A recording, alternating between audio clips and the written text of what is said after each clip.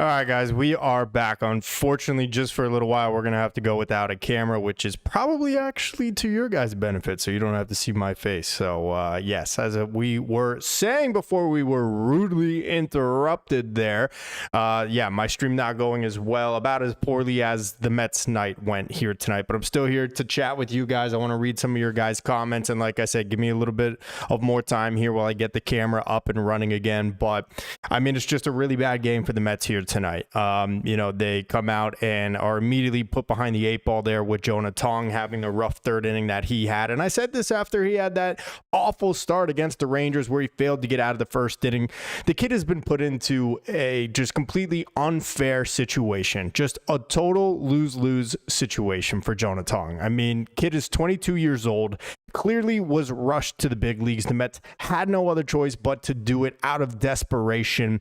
And then you could see later in this game exactly why he was brought up to this big league team along with Brandon Sprout, along with Nolan McLean. And that's because Sean Manaea nor Clay Holmes can seemingly put together any more than 2 to 3 good innings. And that is on a good day for those guys, as both of them come into this game and give up runs in relief. And then you look at yesterday's game, where if not for the Mets' miraculous comeback, the story would have been another horrific start for David Peterson. All of that, by the way, coming along with the news that we got here this morning or afternoon, that it doesn't sound like Kodai Senga is walking through that door again. It sounds like Kodai Senga is not going to pitch for this team in 2025. And who knows, maybe even ever again. His velocity is down right now. And everything that we have heard from David Stearns and from Carlos Mendoza regarding his time down in AAA has not been good. Even in Senga's first start down with Syracuse, he gave up 1 earned run over 6 innings, but they still didn't love what they saw from him. And then in his second assignment or second start down on his minor league assignment, he gave up 3 or 4 runs, I think it was. So Kodai Senga does not look like he is coming back this year.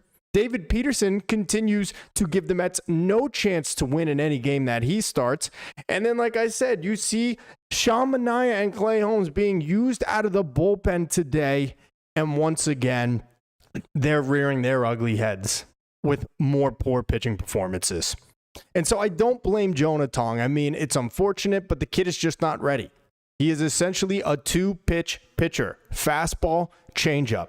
And the Cubs have one of the better offenses in baseball. I know they have struggled here in the second half, but it doesn't take even a Cubs lineup with that talent for a big league team to be able to catch on. Fastball, changeup. The changeup's not going to be in the zone very often. He didn't have command of the fastball.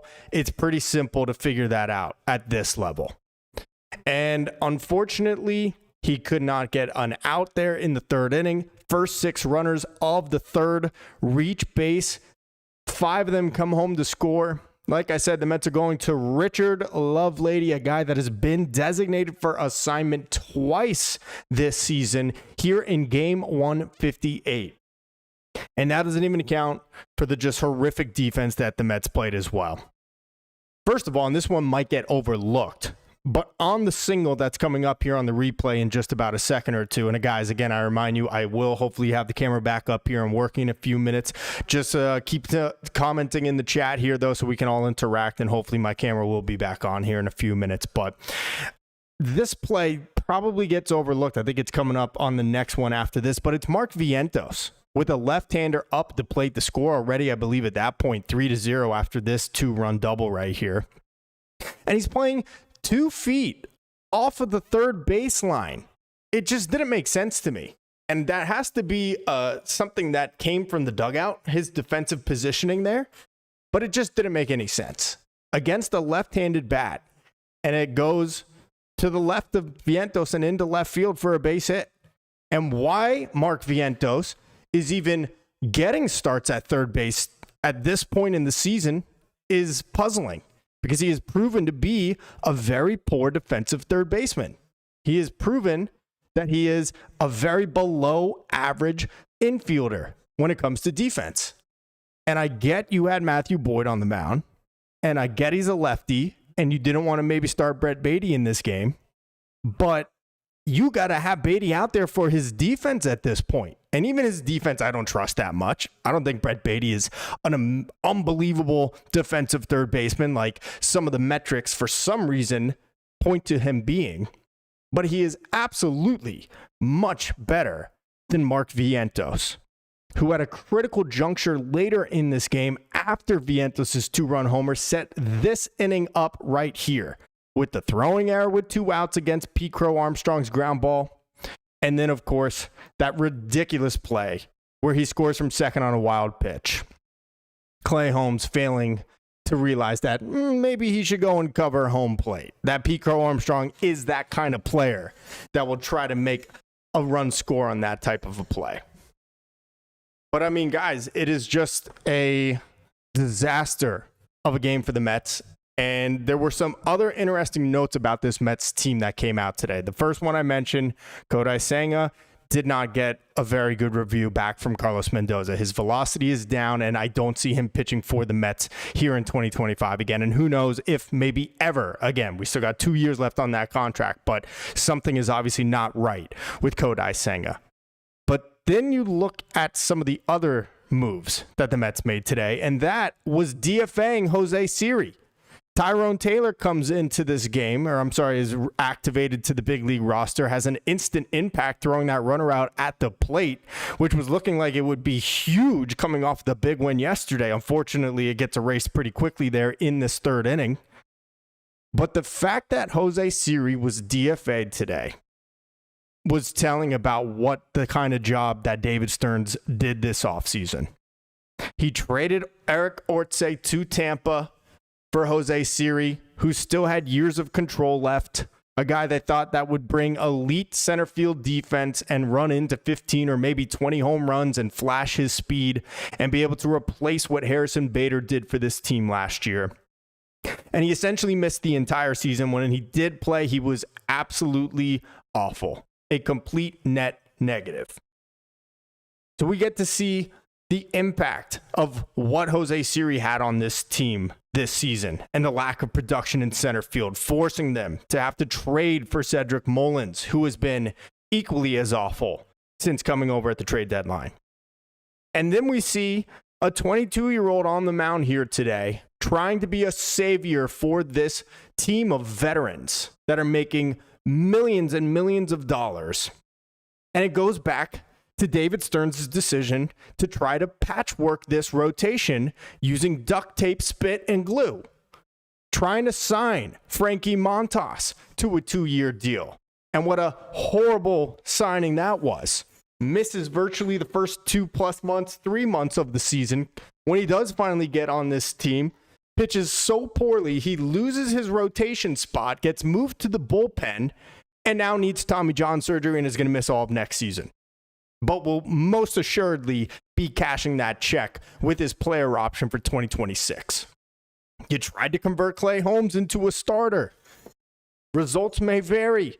It started out pretty good. I don't call it an outright failure because Holmes gave them a start almost every single time. Really, actually, every time he was due up in the rotation. But he has fizzled out over the last 2.5+ months. And that was obviously going to be something that you had to worry about, converting him from a reliever. And so now the Mets have had to rely on these 3 rookies. They've got no production out of center field. And now this is the situation that we are in. Scoreboard watching, hoping that other teams will do us favors and win against the teams that we need to lose. And we got help from the Pirates here. The Pirates didn't make it easy tonight, obviously going to extras there. But really, how could you be jumping up and down, celebrating, wanting to give the Pirates the key to the city in New York for beating the Reds, who are 2 games over 500? The Mets are really hoping that they can make the playoffs over a team that is just 2 games over 500 here. While they play this sloppy brand of baseball more often than not. I don't know about you, but I was not feeling any kind of way about the Mets or the Reds losing their game. I know a lot of Mets fans were really excited about it, but I'm sorry, I ain't throwing a parade because the Reds lost. Because also, meanwhile, we know that the Mets have the Diamondbacks lurking. And the D-backs are playing the Dodgers right now, and yeah, they're losing, but if they win this game and come back, it's only 3-1 in the 6th inning, they will leapfrog the Mets in the playoffs. And the Mets will be back to being a game behind. So it is a rough, bad night for the Mets, obviously. On a personal note, on their actual game, hopefully this camera's going to work a little better for us now. I don't know. It doesn't seem like it's given us any, yeah, it's really not. It is really giving us a hard time here tonight, guys. Unfortunate. I wanted to make this a fun stream for us. Obviously, would have been nice, but the Mets. But what would you believe now? Into today, come out and we got it. I was down out right to be over. I mean, anything and everything. And I am just good at this point to continue. We're going to be back. We're going to have one of the post-game cast. The Gates got to get that win. We will wake up them in first place, or NL or not. Or result of with the Bears. But you can see the garbage night. I'm with this one. So, okay, you'll be sure to pause.